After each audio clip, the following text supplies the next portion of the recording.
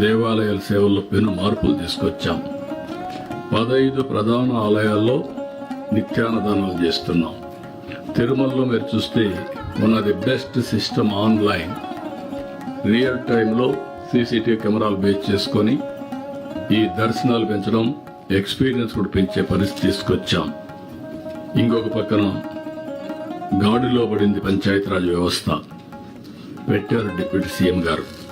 పల్లె పండగ ద్వారా 4000 కిలోమీటర్లకు నాంది పలికారు. ఇంకొక పక్కన మీరు ఒకసారి చూస్తే అడవి తల్లి బాటతో గిరిజన తాండాలకు రోడ్ల నిర్మాణం, శివారు గ్రామాలకు 4G నెట్వర్క్ చేయడం. ఇంకొక పక్క 15వ ఆర్థిక సంఘం నిధులు విడుదల చేశాం. 95 CSS పథకాలను పునరుద్ధరించాం. ప్రతి ఇంటికి అమరజీవి జలధార పేరుతో మంచినీటి కొళాయిలు ఇస్తుంది. Contributing 10% of GDP in agriculture. మన పాపులేషన్ 4%. ఎందుకు వచ్చింది అని ఆలోచిస్తే మనం అక్వాకల్చర్ కి వెళ్ళాం, హార్టికల్చర్ కి వెళ్ళాం, కమర్షియల్ క్రాప్స్ కి వెళ్ళాం. It may become tomorrow 15 value addition కి పోతాయి. ఇక్కడ మీలో అలాంటి థింకింగ్ మీలో రావాల్సిన అవసరం ఉంది.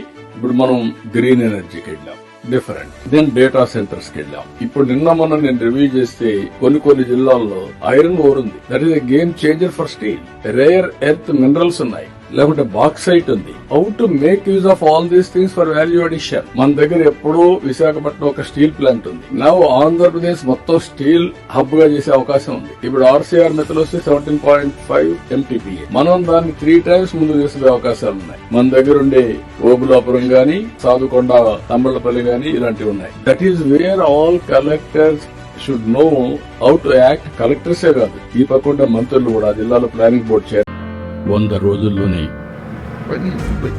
పందిరి నివా పనులు పూర్తి చేశాం. 3500 కోట్లు పెట్టాం. రాయలసీమలో నీరు పుష్కలంగా ఇవ్వగలిగాం. ఇంకొక పక్క చెరువులు, ప్రాజెక్టులు నింపి రాయలసీమకు సాగునీరు ఇచ్చాం.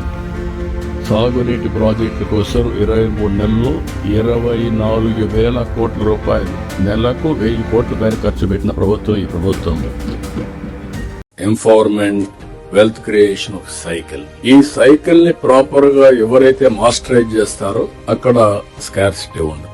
ఈ విషయం కూడా మీరు గుర్తుపెట్టుకోవాల్సిన అవసరం ఉంది. అభివృద్ధి లేకుండా సంపద లేకుండా సంక్షేమం లేదు. సమాజాన్ని ఎంపవర్ చేయలేదు. ఈ రోజు సో కాల్డ్ డెవలప్డ్ నేషన్స్ అని ఒకప్పుడు మనలాంటి సమస్యలు ఫేస్ చేశారు.